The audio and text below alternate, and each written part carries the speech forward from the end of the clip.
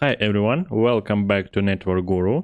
Want to send a message to multiplayer contacts without making a group?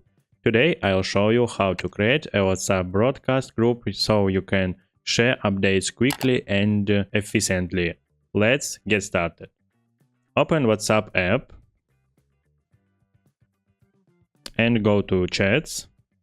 Tap the plus icon top right corner.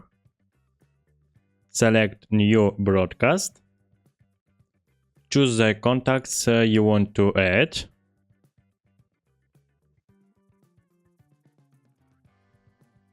And tap Create. And you're done. Now any message sent to the list will be delivered individually to each recipient.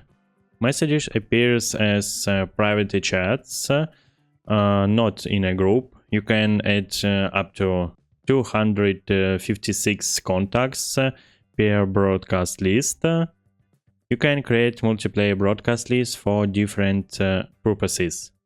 Recipients must have your number saved or they want to receive messages. Replies come only to you, not other recipients. And that's it. If you found this video helpful for you, don't forget to hit the like button.